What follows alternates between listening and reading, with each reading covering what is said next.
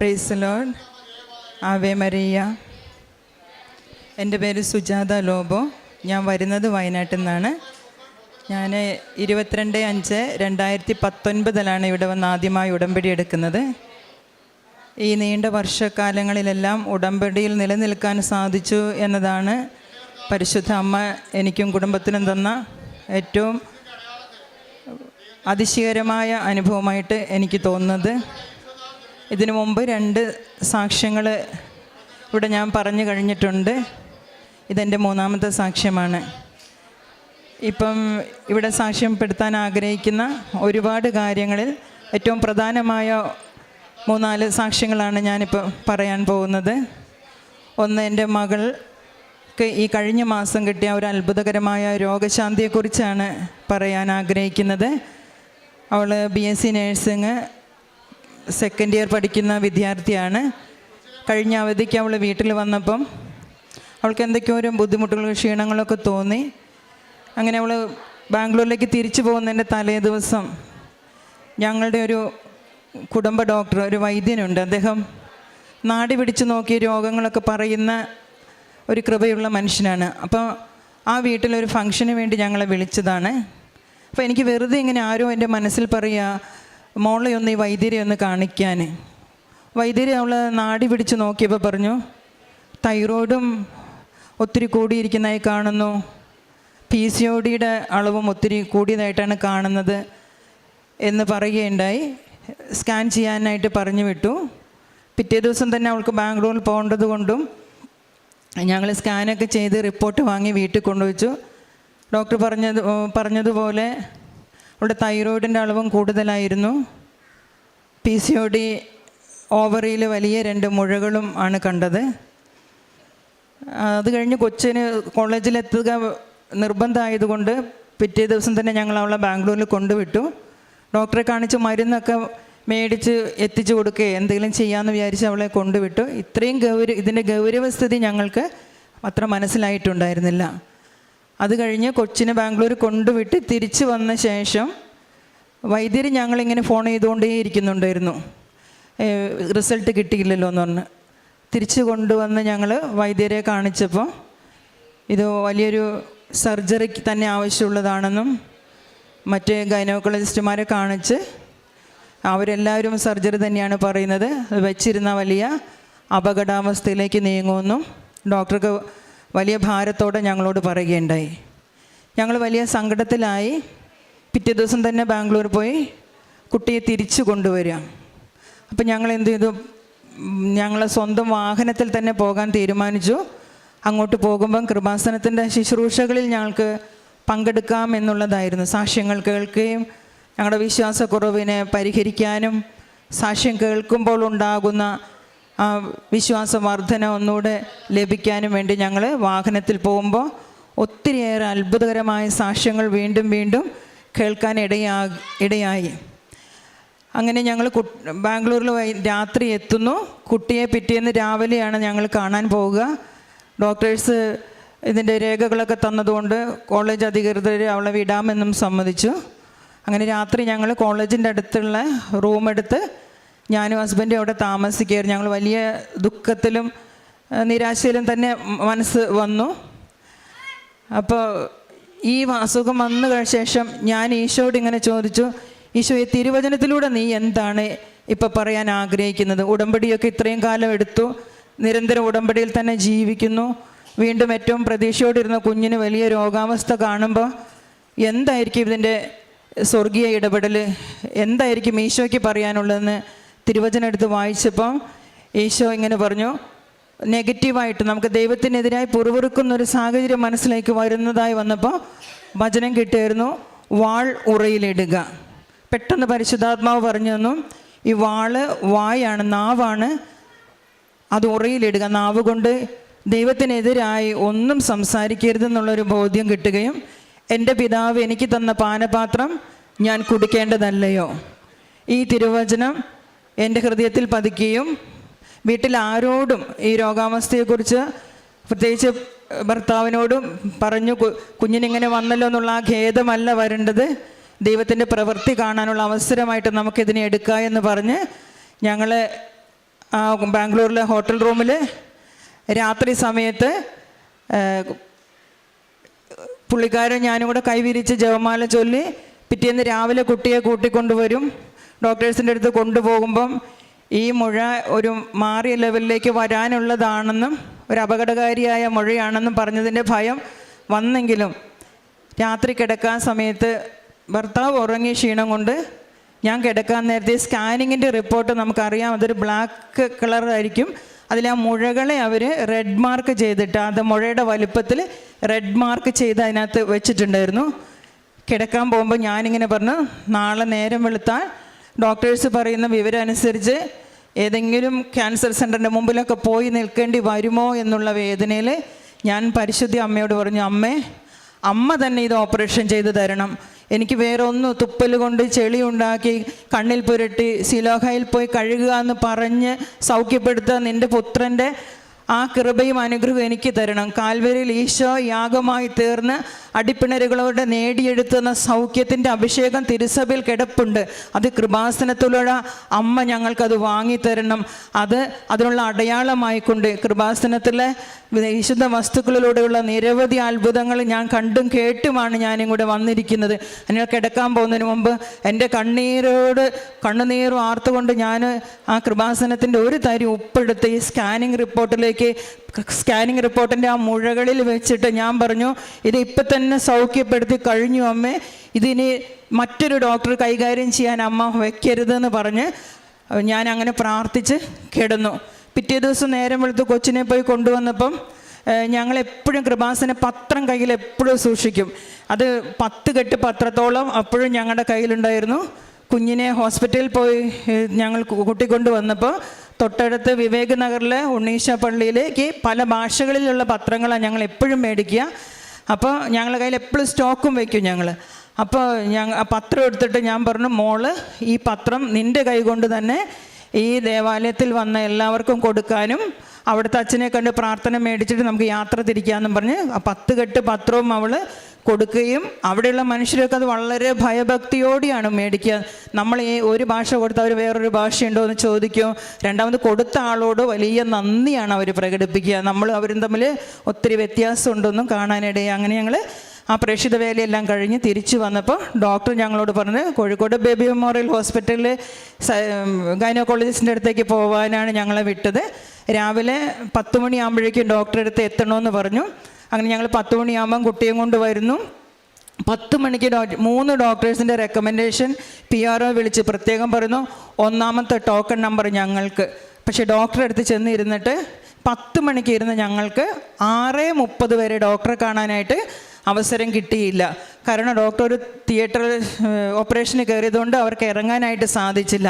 ആ സമയത്ത് എൻ്റെ അടുത്ത് മനസ്സിലിങ്ങനെ പറയാൻ തുടങ്ങി, ഇത് സൗഖ്യത്തിൻ്റെ സമയമാണ്, ഇത് എളിമപ്പെടേണ്ട സമയമാണ്, ഇത് വിശ്വാസം പുറത്തെടുത്ത് പ്രഖ്യാപിക്കുന്ന സമയമാണ്, ഇത് ദൈവികമായ വലിയ ഇടപെടേണ്ട സമയമാണ്.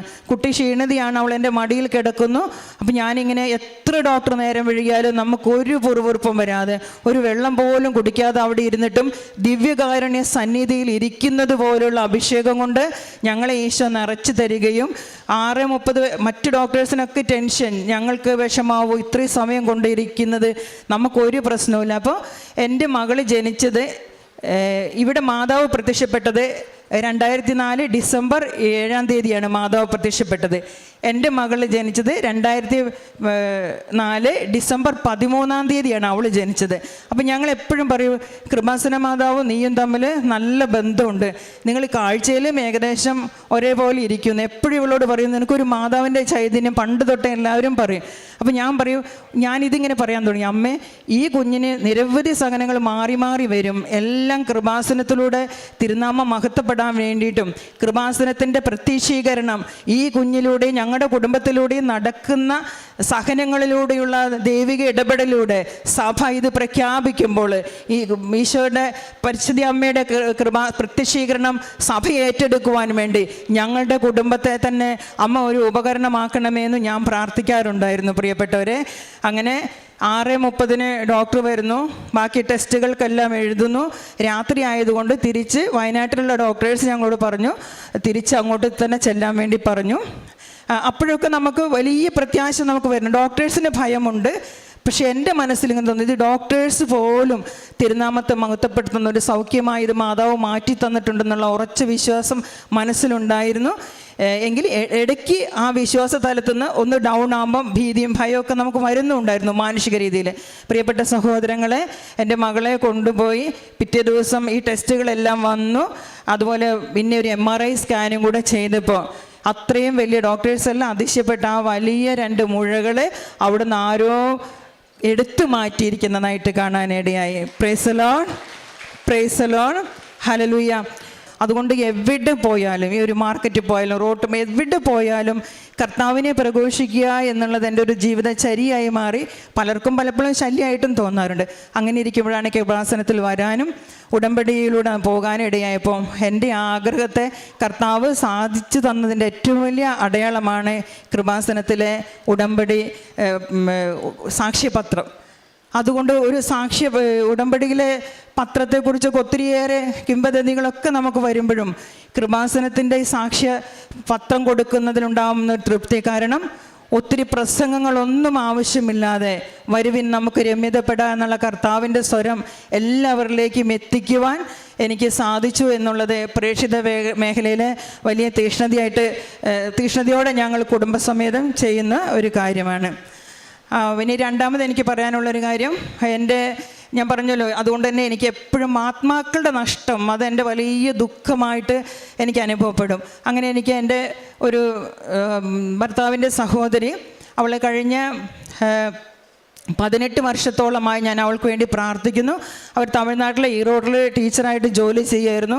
അപ്പോൾ ആ അന്യദൈവ ആരാധനയുടെ ആ ഒരു രീതിയിൽ വന്ന് സത്യദൈവ ആരാധനയിൽ നിന്നൊക്കെ മങ്ങുകയും കൗദാശ ജീവിതം തീരെ താഴെപ്പടിയിലേക്കാകി പോവുകയും ഞങ്ങളോട് അവൾ സഹകരിക്കുന്നത് വളരെ കുറയുകയും ചെയ്തു.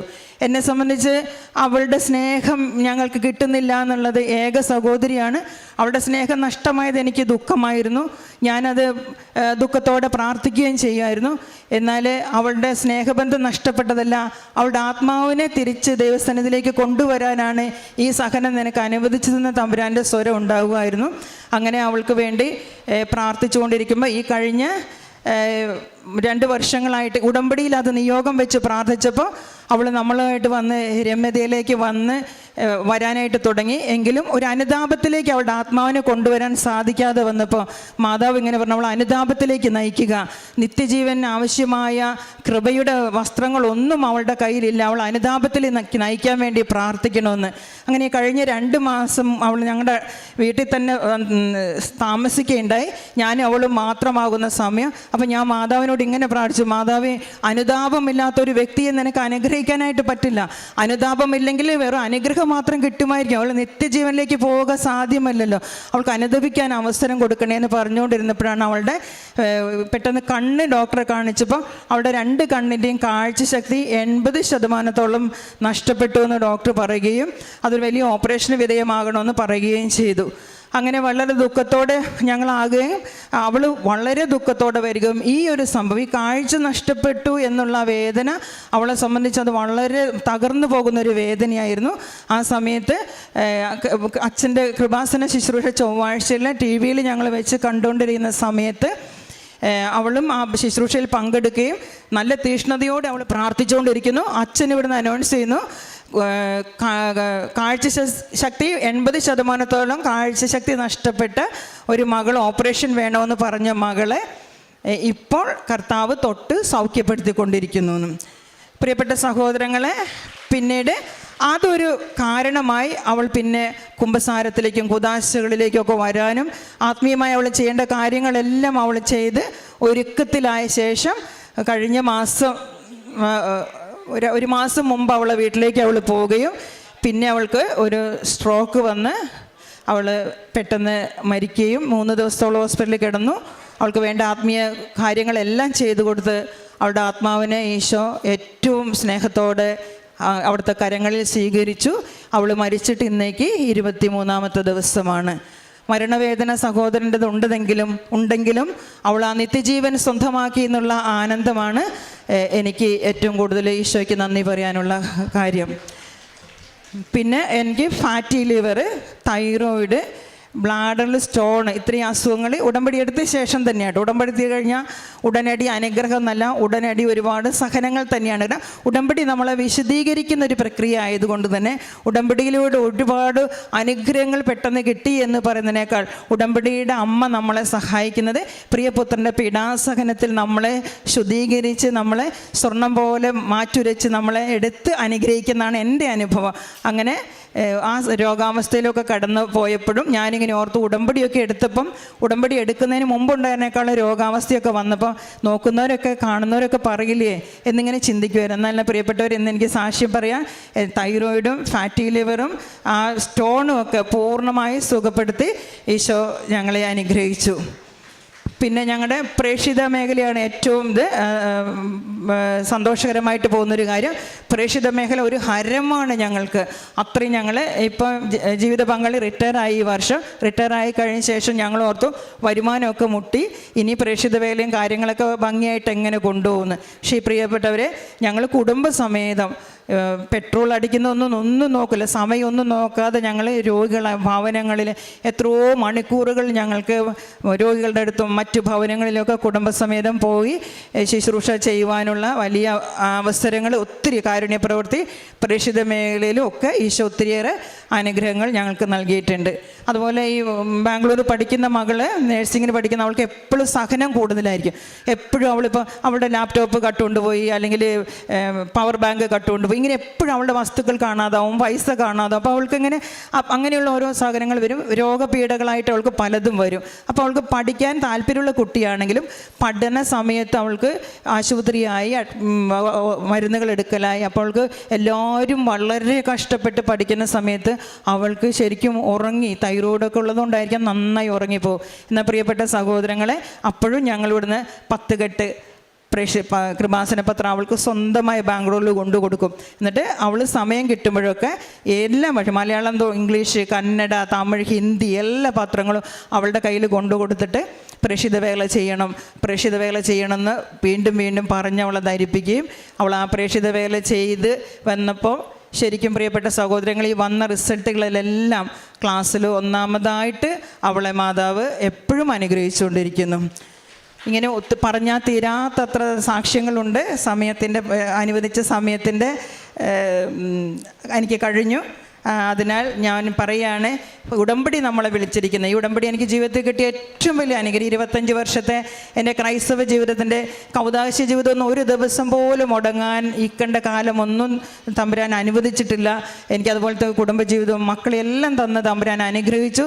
സഹന വഴികളിലൂടെ പ്രത്യക്ഷപ്പെട്ട അമ്മ പലപ്പോഴും വരും, അരികിൽ വന്ന് നിൽക്കുന്നതും മുല്ലപ്പൂ സുഗന്ധമൊക്കെ തരും. പിന്നെ പറയാൻ വിട്ടുപോയി, എൻ്റെ ഫാറ്റി ലിവറും തൈറോയിഡും ഇങ്ങനെയുള്ള വലിയ പ്രശ്നങ്ങൾ ഞാൻ വല്ലാതെ ബുദ്ധിമുട്ടി നിൽക്കുന്ന സമയത്ത് ഞാൻ കൃപാസനത്തിലേക്ക് ഓടി വന്ന് നമുക്കെപ്പോഴും, എന്നാലും ഞങ്ങൾ കഴിയുന്നത് എല്ലാ മാസവും ഇവിടെ എത്താൻ ഈശോ ഞങ്ങളെ അനുഗ്രഹിക്കുന്നുള്ളതാണ്. ഏതെങ്കിലും വിധത്തിൽ അങ്ങനെ ഇരിക്കുന്ന സമയത്ത് അച്ഛനെ ഒന്ന് വന്ന് കണ്ട് പ്രാർത്ഥിക്കുക. അച്ഛൻ എപ്പോഴും പറയുമല്ലോ, എന്നെ കാണുന്നത്. പക്ഷെ ഞാൻ ഏത് പ്രതിസന്ധി ഘട്ടത്തിൽ മുൻകാലങ്ങളിൽ ഇവിടെ വന്നുവോ അച്ഛനിങ്ങനെ പൊട്ടി വീണതുപോലെ എൻ്റെ മുമ്പിലുണ്ടാവും. ഒരു ബ്ലെസ്സിങ് എനിക്ക് ഈ വഴിയിൽ നിന്ന് എവിടെ അകണ്ട ജപമാലയ്ക്ക് പോലും ഒക്കെ അച്ഛനെ ഒന്ന് കാണാനും അച്ഛൻ്റെ ഒരു ബ്ലെസ്സിങ് കിട്ടാനും എനിക്ക് ഇടയായിട്ടുണ്ട്. ഈ രോഗിയായി ഞാൻ കിടക്കുന്ന സമയത്ത് ഞാനിങ്ങനെ പ്രാർത്ഥിച്ചുകൊണ്ടിരിക്കുമ്പോൾ സ്വപ്നത്തിൽ എനിക്ക് അച്ഛൻ വന്നാണ്. ഞാൻ മാതാവിനോട് ഇങ്ങനെ പ്രത്യക്ഷ പ്രാർത്ഥന ചൊല്ലി പ്രാർത്ഥിക്കും. സ്വപ്നത്തിൽ ഞാൻ അങ്ങനെ ഉറക്കത്തിൽ ഇങ്ങനെ മയങ്ങുന്ന സമയത്ത് ഒരു ദിവസം വല്ലാതെ ബുദ്ധിമുട്ടാണ്. അപ്പോൾ ഞാൻ 2 വർഷം ഉടമ്പടി എടുത്തു പോയ ശേഷം 2 വർഷം ഞാൻ ബെഡിലായിരുന്നു. ഈ ഫാറ്റി ലിവറും തൈറോയിഡ് എന്നൊക്കെ ഞാൻ നിസ്സാരമായി പറഞ്ഞു പോകുമ്പോൾ അതെന്നെ വല്ലാതെ ബുദ്ധിമുട്ടിച്ചിരുന്നു. ആ സമയത്ത് അച്ഛൻ തിരുവസ്ത്രം ഇട്ട് വന്ന് എന്നോട് ഇങ്ങനെ ചോദിച്ചു, തീരെ വയ്യല്ലേ മോളെ എന്ന് ചോദിക്കുന്നു. ഒറ്റ ആശീർവാദം തരുന്നു. പിറ്റേ ദിവസം ഞാൻ സൗഖ്യം പ്രാപിക്കുന്നു.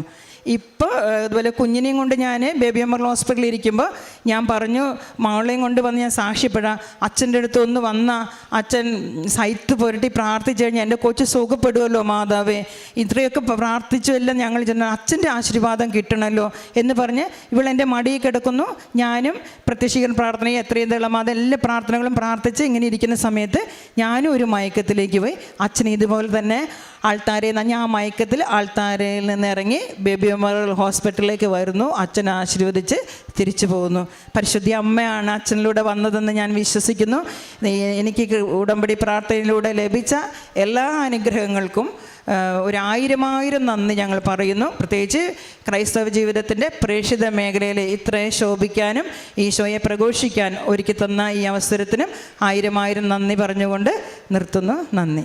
പരിശുദ്ധ അമ്മയുടെ മധ്യസ്ഥ സഹായത്തിലേറെ പ്രത്യേകിച്ച് ഒരു പ്രേക്ഷിത വേലയെക്കുറിച്ചാണ് കൂടുതലും പറഞ്ഞത്. നമ്മൾ ഉടമ്പടിയിൽ ഏറ്റവും പ്രധാനപ്പെട്ടതെന്ന് പറയുന്നതും പ്രേക്ഷിത പ്രവർത്തനമാണെന്നുള്ളൊരു ബോധ്യം നൽകുവാനായിട്ട് ഈ സാക്ഷ്യം സഹായിച്ചു എന്നുള്ളതാണ്. അതിന് മകളുടെ സൗഖ്യവും മറ്റുള്ള എല്ലാ കാര്യങ്ങളും ഒക്കെ ഒരു കാരണമായി. ഒപ്പം ഒരു സ്വപ്നത്തിൻ്റെ കാര്യം, ഇപ്പം നിങ്ങൾ സ്ഥിരം സാക്ഷ്യം കേൾക്കുന്നവർക്കറിയാം, ഈ അൾത്താരയുമായിട്ട് പരിശുദ്ധ അമ്മയെയും ബഹുമാനപ്പെട്ട അച്ഛനെയും എല്ലാം സ്വപ്നം കാണുന്നത് ഈ അൾത്താരയുടെ പ്രത്യക്ഷീകരണത്തോട് ബന്ധപ്പെട്ട കാര്യങ്ങളാണിത്. കാരണം അച്ഛനാണ് ആ പ്രത്യക്ഷീകരണത്തിൻ്റെ പ്രൈം വിറ്റ്നസ് എന്ന് പറയുന്നത്. അപ്പം ആ ഒരു ഒരു സ്വപ്നവും അതെല്ലാം നമ്മൾ പ്രത്യക്ഷീകരണത്തിൻ്റെ അടയാളത്തിൻ്റെ സ്ഥിരീകരണമായിട്ടാണ് നമ്മൾ വായിച്ചത്. ഏറെ പ്രത്യേകിച്ച് പരിശുദ്ധ അമ്മ വഴി നൽകിയ ആ ഒരു പ്രേക്ഷിത പ്രവർത്തനത്തിനുള്ള വലിയൊരു ആത്മാവിൻ്റെ ചൈതന്യത്തെയും ഒപ്പം ലഭിച്ച എല്ലാ സൗഖ്യത്തെയും പ്രതി നമുക്ക് കരങ്ങളടിച്ച് ദൈവത്തിൻ്റെ നാമം മഹത്വപ്പെടുത്താം. അത്യപൂർവ ദൈവാനുഭവങ്ങൾ ഇനി നിങ്ങൾക്കും സ്വന്തം. ഈ യൂട്യൂബ് ചാനൽ ഇതുവരെ സബ്സ്ക്രൈബ് ചെയ്തിട്ടില്ലെങ്കിൽ ഇപ്പോൾ തന്നെ സബ്സ്ക്രൈബ് ചെയ്യുക. ഈ വീഡിയോ ഇപ്പോൾ തന്നെ നിങ്ങളുടെ സുഹൃത്തുക്കൾക്ക് ഷെയർ ചെയ്തുകൊണ്ട് കർത്താവിൻ്റെ പ്രേക്ഷിതരാകുക.